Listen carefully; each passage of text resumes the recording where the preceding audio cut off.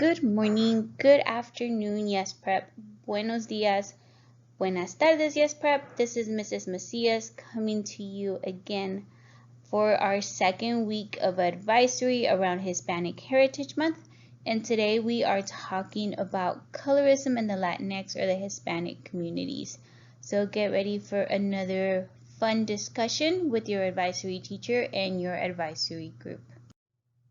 Just like last time, you're not going to need a lot for this advisory period. What we are going to ask is that you have a notebook and something to write with, just in case you want to capture some notes. Our two main objectives as we get started is to explain the origin and current context of colorism in the Latinx community, and then also to share experiences of colorism in the Latinx community, whether you've experienced them yourself, seen them, or know examples of. So those are the two objectives for our advisory. So let's get some definitions. What is colorism? Colorism is differential treatment based on skin color, especially favoritism towards those with lighter skin tone and mistreatment or exclusion of those with darker skin tones, typically among those of the same racial group or ethnicity.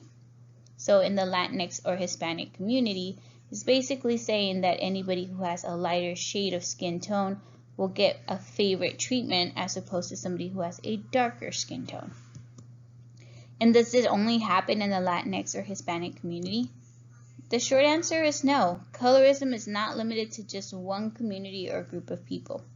Emerging throughout European colonial and imperial history, colorism is prevalent in countries, including such as Brazil and India. Its legacy is evident in forums as public as the television or movie industries, which prefer to cast light-skinned people of color. Think of all the telenovelas you watched. Who do they tend to cast? And as private as the internalized thoughts of some Latino, South Asian, or Black parents who hope their babies grow up light-skinned so their lives will be, quote-unquote, just a little bit easier. So why are we talking about this? It is a sensitive topic, but it's important for us to have these conversations. Even though we're all part of the same community, there's also no denying that there's privilege behind colorism. It makes it easier for some, while others have to work harder to achieve the same things, such as education, better jobs, etc. Again, in order for us to end colorism and racism for that matter, we have to have these tough conversations. It is important to admit that it is a real problem that exists, and not to mention, by educating ourselves, we can pass that knowledge on to our families and future generations. So here's some data for you, super quick. In a survey, the percentage of Hispanics who say they have personally experienced discrimination or been treated unfairly because of their race or ethnicity increased when that same person noted that they had darker skin versus a person who had lighter skin. Just like last week, we're about to watch a video, and as you watch this video, I want you to think of the same type of questions that we had last week. What have you learned? What is new? What did you already know? And what can you share from your own experiences? So let's go ahead and watch. Why would Black people in Brazil get upset about a Black woman winning a beauty contest? The answer ends with ism, but probably not the one you think. Today we're talking about a mode of discrimination that predominantly impacts people of color, and you might be surprised hearing this from me, but this episode's not about racism. I'm talking about colorism. First, let's be clear about what the word colorism actually means. Colorism is not synonymous with racism. It's a form of discrimination based on skin color. And before you're like, wait, isn't that like the literal definition of racism? Hold on to your social constructs because we're gonna knock a few down. And today, we've got a special guest to help us with this demolition project. Hey Lee, let's break this one down. Claro que sí. As a Latino of color, colorism is something I'm all too familiar with. Racism involves discrimination based on things such as skin color, but it's also dependent on power dynamics that become perpetuated by years of structural oppression. Black and Latino men getting longer sentences for the same crime as white men, racism. Black and Latino aunts telling you to date light-skinned men, Colorism. Because we often conflate race with skin color, sometimes distinguishing between colorism and racism can get tricky, particularly in Latin American communities, where someone's heritage might include a combination of indigenous, black, and white European ancestry. And let me give you a hint, it usually doesn't get better the darker you are. Unless you're Big Papi. Everyone loves that guy. The start of colorism we recognize in Latin America today likely began when the Spanish brought a European caste system to the Americas. Illustrations from Mexico in the 1700s depict classifications for individuals based on their gender, race, skin color, or place of birth. And while this era generated terms like mestizo meant to refer to mixed-race individuals, these hierarchies set the groundwork for associating whiteness with power and desirability. How does this influence Latinx culture today? Buckle up. First is privilege. In a lot of ways, lighter skin is still seen as better in Latinx communities, and can become a self-fulfilling prophecy. Sociologist Margaret Hunter writes in her research, Mexican Americans with light skin earn more money, complete more years of education, live in more integrated neighborhoods, and have better mental health than do darker-skinned Mexican Americans. A 2012 study showed that employers viewed light-skinned Black and Latino job candidates as more intelligent than their darker counterparts. And for those of you who haven't figured this out yet, skin color doesn't determine intelligence. Go ask Bill Nye or Neil deGrasse Tyson, thank you. Prioritizing light skin tone also illustrates how colorism operates as a mechanism that encourages passing, particularly among Latinos. That's how you end up with the 2010 census, where almost 76% of Puerto Ricans identified as white, despite data estimating up to 46% of Puerto Ricans had significant African heritage. Puerto Ricans, who are we lying to? Which brings us to number 2, self-image. In Brazil, a model named Nayara Justino faced the impact of colorism head-on. In 2014, she entered a competition to become the reigning queen of the Globaleza Carnival, which is televised throughout Brazil. The title had always gone to a woman of Afro-Brazilian heritage, but Justino is Black and very dark-skinned, whereas previous winners were traditionally lighter-skinned. Despite that, she ended up winning the competition, only to have her title stripped away after the Brazilian public was up in arms because she was too Black to be the Carnival's queen. In this instance, the outrage over Justino's skin color came from both white and Black Brazilians. She was eventually replaced by Erica Moura, a lighter-skinned woman more in line with the color of previous winners. Colorism. It sucks. This is one way racism and colorism are different.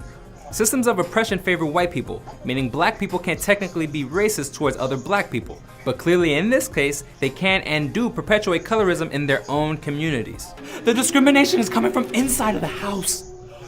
Example number 3, language. There's a pretty common phrase people in Puerto Rico and the Dominican Republic grow up with, cafre. Among Spanish speakers in the Caribbean, the word means someone low class or brutish, and is said by people of all colors and racial backgrounds. The word implies you're acting darker in both complexion and behavior. So how do we begin to eradicate colorism from our communities? Let's get to work. It starts with some self-reflection. Sometimes our learned prejudices can take over like muscle memory. So first and foremost, ending colorism means unlearning what we've been told about what beauty and success should look like. So that goes for you, the I'm not Black, I'm Dominican guy. You can be Black and Dominican guy. But it also means breaking the steady stream of whiteness that still dominates Latin American media, politics, and culture. Trust me, I've been working in entertainment for a while and I've seen things. Perhaps most important, be conscious of elevating and uplifting voices that break our cultural expectations when it comes to colorism. And yes, have those tough conversations with family members, especially the ones encouraging a primita to date a lighter skinned guy. Grandma, tate quieta. Back to you, Francesca. Ultimately, no one wants to be judged solely based on their external appearance. Whether these judgments come from people who look like you or don't, your skin color shouldn't determine your job prospects, your worth, or your place in society. We don't have to be colorblind, but combating colorism means embracing the full spectrum of our skin tones, especially in our own communities. Special thanks to Lee Chin for helping out this week, and thanks for watching. We'll see you next time right here on Decoded.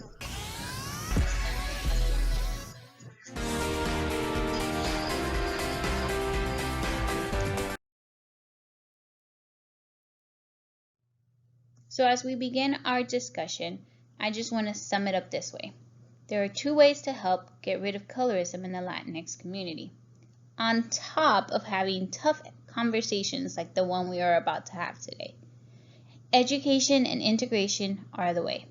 People, mostly other Latinos, and ourselves, must be educated in our own history. I've lost count of how many other Latinos have been astounded to know that there is such a thing as Afro-Latinos, Asian Latinos, and so on. The integration piece helps with exposure and, of course, an understanding that all Latinos, Latinx, and Hispanic community, regardless of skin tone, belong to the same community and culture. As we begin the discussion with your advisory teacher and advisory group, I want to remind you that you're speaking your truth, you're sharing I statements, and you're not generalizing.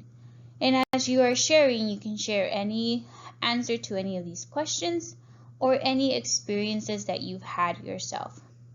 Advisory teachers, you can pause the recording now, and whenever you're ready to wrap up, there's only one more slide to go. So what are our next steps? First, complete the exit ticket. Your advisory teacher will share with you the next steps on that. Second, continue educating yourself. Here are the resources that we used, or the articles that we used as we created this session. What is colorism, and why understanding colorism within the Latino community is so important. These are not the only articles out there. I would recommend that you continue doing your research and you educate yourself around the topic. Third, continue having these tough conversations. This isn't going to end with just one 20-minute conversation in an advisory group. This is a conversation that must continue and should continue in order for us to end any type of discrimination based on skin color.